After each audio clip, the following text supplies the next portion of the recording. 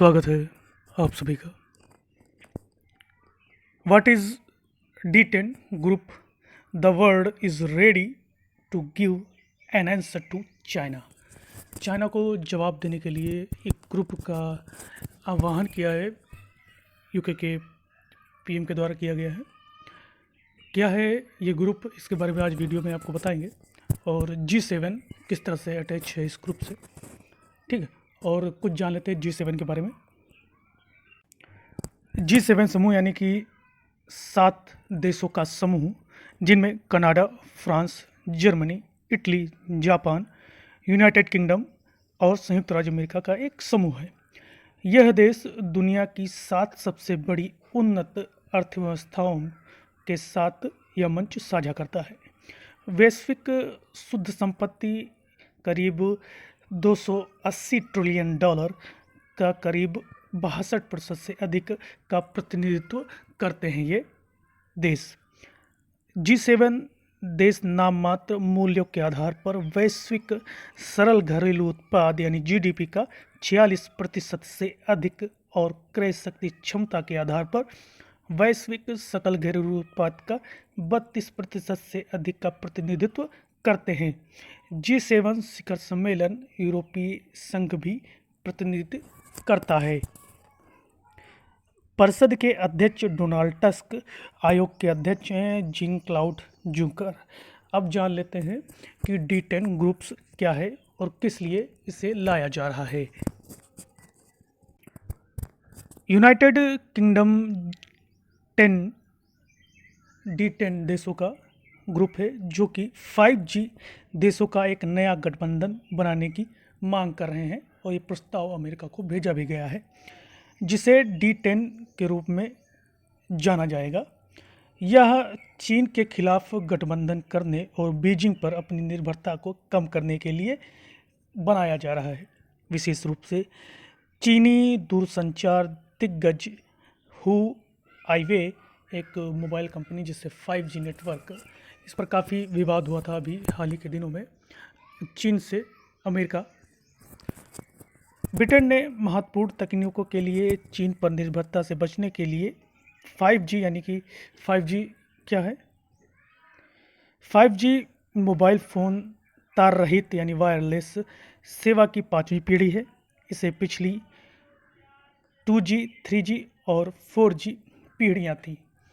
5G की speed कम से कम 4 से 5 गीगाबाइट पर सेकंड होगी। 5G टेक्नोलॉजी के बाद इंटरनेट के उपयोगकर्ताओं को डाटा की हाई डेंसिटी मिलने लगेगी, बेहतर कवरेज मिलेगा और मोबाइल उपकरणों की बैटरी भी कम खर्च होगी। 2013 से ही इस टेक्नोलॉजी पर काम शुरू हो गया था। बताया जा रहा है कि हुआईवे, जो चाइनीज़ कंपनी है, इसके पास 5G नेटवर्क वाली तकनीक उपलब्ध हो चुकी है।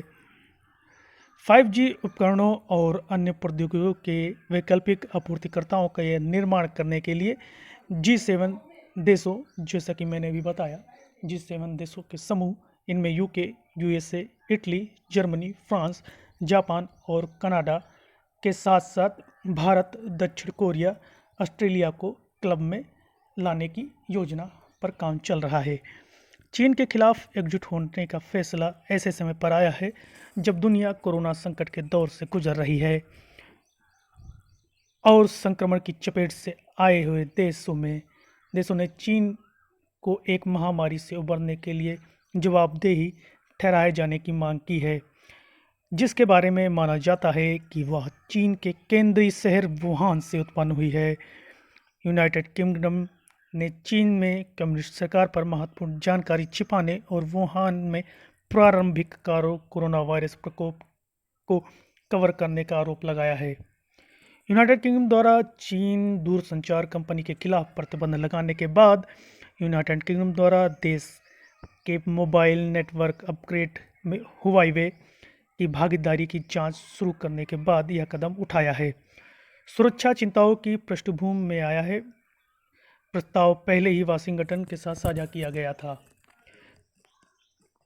अब तक नोकिया और एरिक्सन केवल 5G इंफ्रास्ट्रक्चर प्रदान करने में सक्षम कंपनियां हैं, लेकिन दोनों में कोई भी हुआई के रूप में जल्दी और सस्ते में नहीं उपलब्ध करा पा रही है टेक्नोलॉजी। ब्रिटेन ने हुआई को एक उच्च जोखिम आपूर्तिकर्ता के रूप में वर्गीकृत किया है।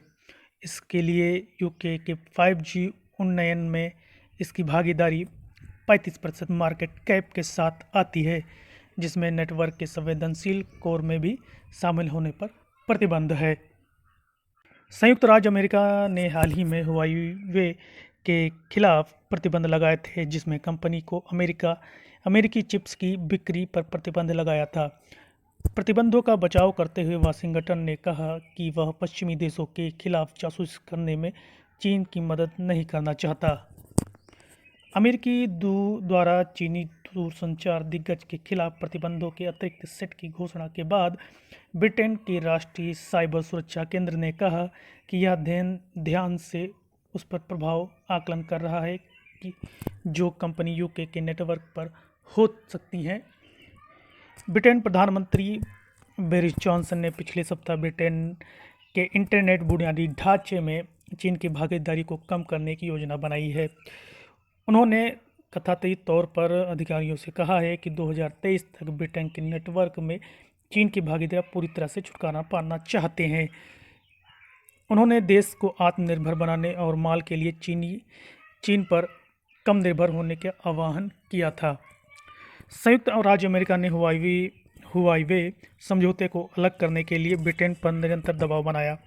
अमेरिकी राष्ट्रपति के साथ साथ डोनाल्ड ट्रंप ने यूनाइटेड किंगडम की खुफिया जानकारी तक पहुंचाने की धमकी दी, जो आमतौर पर यूएस, यूके, ऑस्ट्रेलिया, न्यूजीलैंड और कनाडा के बीच साझा की जाती है।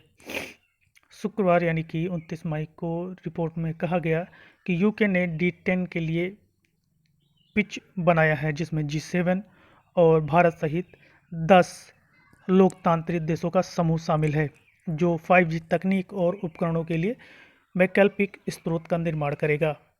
ब्रिटिश सरकार ने 5G उपकरण और अन्य प्रौद्योगिकी के लिए वैकल्पिक आपूर्तिकर्ताओं को बनाने के लिए ब्रिटेन 10 लोकतंत्र का एक गठबंधन बनाने की मांग कर रहा है। बोरिस जॉनसन सरकार, जिसने वाशिंगटन की अस्वीकृति के बावजूद देश में 5G परीक्षणों के लिए चीनी दूरसंचार प्रमुख हुआई को सशर्त अनुमति दी है।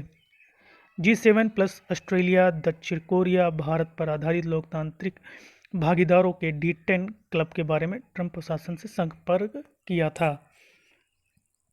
इस योजना ने हुआई के बारे में नई चिंताओं के आधार पर गति प्राप्त कर ली है, क्योंकि सुरक्षा अधिकारियों ने मोबाइल नेटवर्क के उन्नयन में अपनी भागीदारी की समीक्षा शुरू कर दी।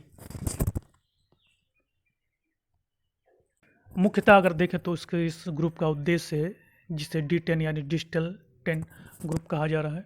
इसमें G7 के ग्रुप होंगे और 3 अलग होंगे जो लोकतांत्रिक देश हैं 10, उनका ये ग्रुप है जो 5G नेटवर्क को विकसित करेंगे और अपने जो देश हैं सहयोगी देशों के साथ साझा करेंगे।